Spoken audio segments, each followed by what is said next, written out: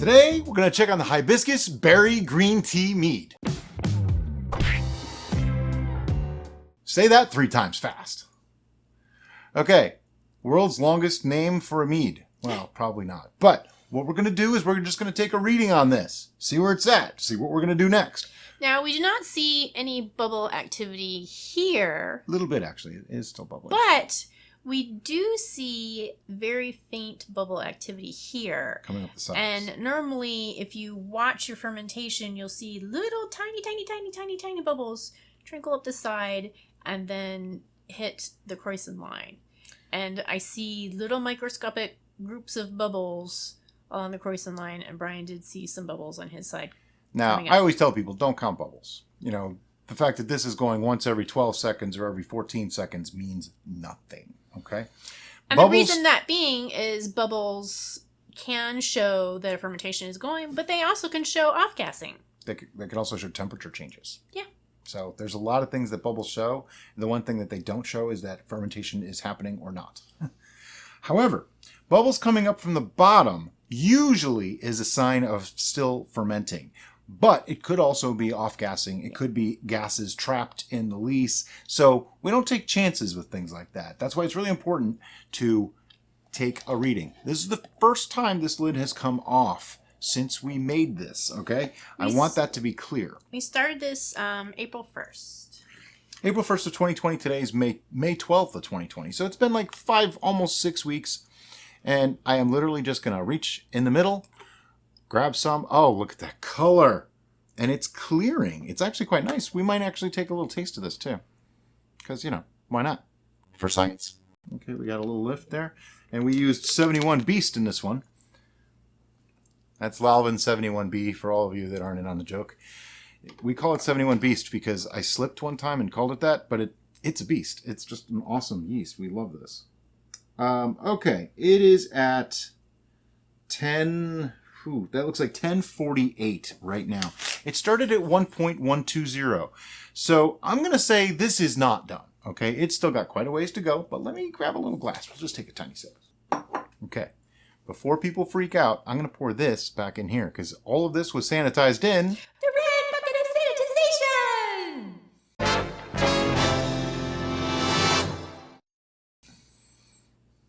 I'm just going to pour it right back in because I'm going to tell you right now, we are not racking this today. However, there will be a second part to this video where we do probably rack it coming up, you know, in like 30 seconds, maybe a minute. Okay, you know what, let's put the lid right back on. Get this sucker ready to go back under before we talk too much.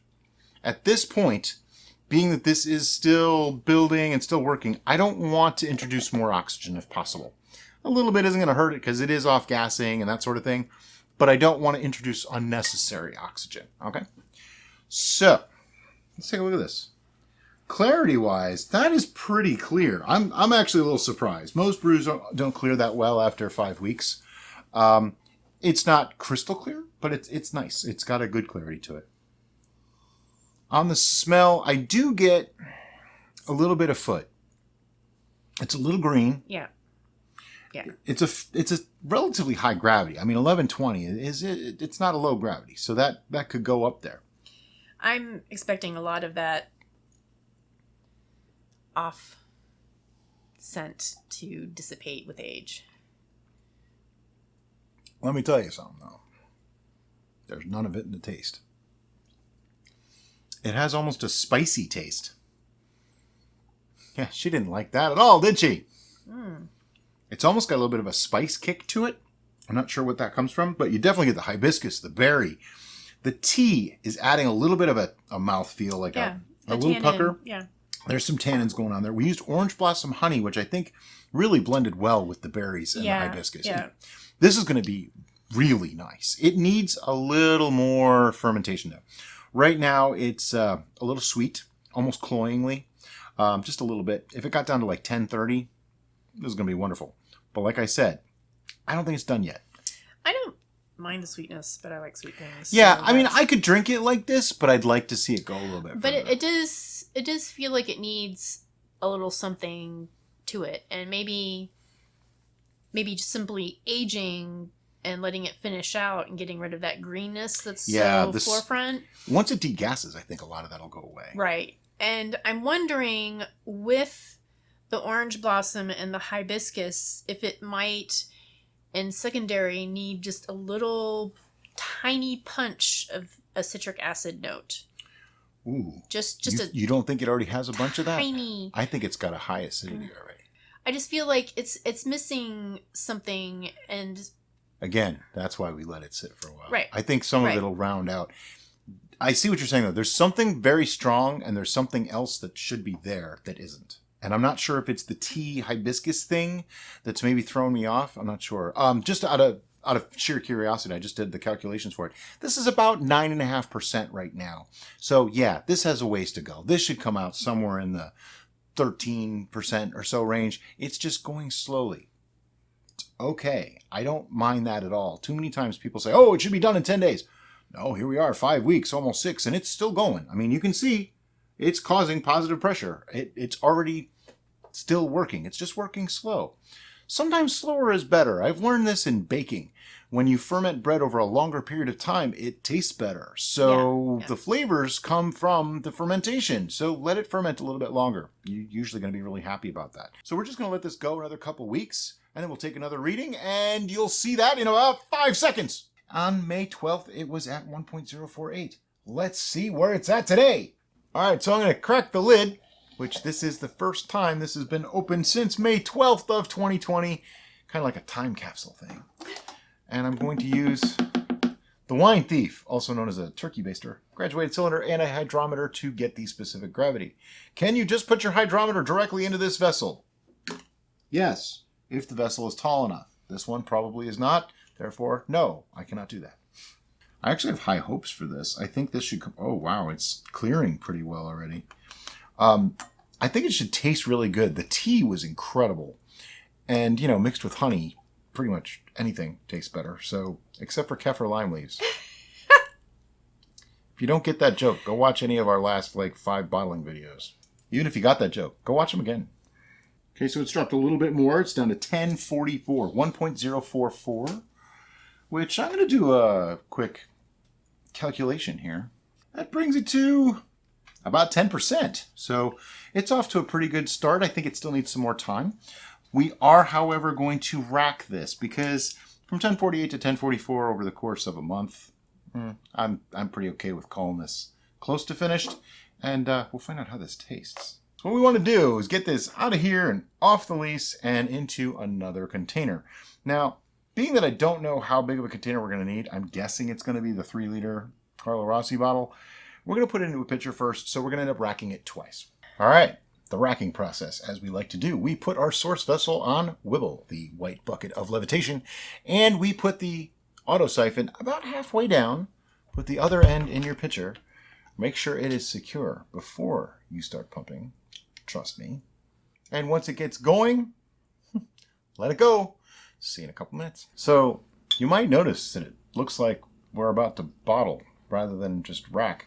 And you'd be right, because the racking on this went so clean, it flocculated so nicely, packed really good on the bottom, that we thought, there's really no need to rack this and prolong this further. We're just going to bottle it. This is going to be nice and clean. So I have my bottling wand with the little springy tip. Lets the liquid flow, stop, flow, stop. I'm going to put it on the end of my auto siphon tube by about a 1/2 inch. If you've seen our videos, you know why. If you haven't seen them, it's so that I can get it back off later. And because if I don't put it on that much, it might fall off and bad things happen. So I'm going to take this end and stick it into a bottle. Everything that you see here has been sanitized in the red bucket of sanitization.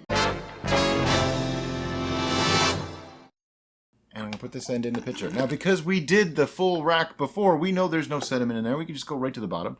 I'm just going to hold onto the bottle and push the little springy thing down while she pumps it a little bit. And there we go. It flows. And the way I do bottling is this. I have a bottle here. Put a bottle here. And when it gets up into the neck, I lift it up and put it in the next bottle. Simple, right? Things do not have to be complicated. I'm sure someone will come up with a better way to do a siphon, but until then, this works. You can, if you really are careful, pour them if you don't have an auto siphon, but honestly, the auto siphon's like $15. it just seems to work really, really well. Some people say that they hate them, but I don't understand why. I can't figure out what the problem is. And if there was a better system, we'd all be using it.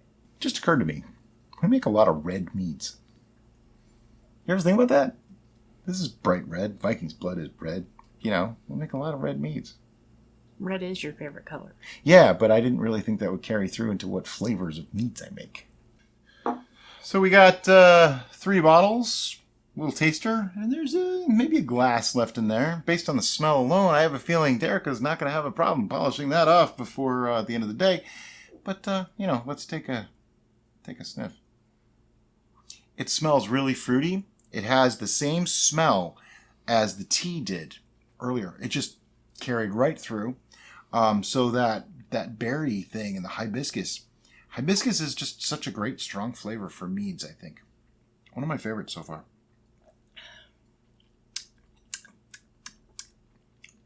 My tasting note is thank you, John. Sorry. Yeah. Oh my God. Wow. It just came out so nice. This has a good tartness to it from the hibiscus, sweetness to it from the berry and the honey. The honey's coming through. This is incredible. How old is this? I know I said it, but... We started... April 1st. Okay. April, May. This is 2 months and 2 weeks old. This tastes awesome. Yes. Awesome. One of the best meads we've made so far this year. Which means we will be doing an official tasting with all the glorious detail sooner than later. Oh yeah, this is fantastic. It needs nothing. No back sweetening. Doesn't need extra tannin. It's got it. Doesn't need any extra acid to sharpen it up. It's got that. It's bright. It's sweet. But we're going to give you all those juicy details in that tasting video coming soon. That's my hint to shut up. As always, guys, thanks for watching. Have a great day.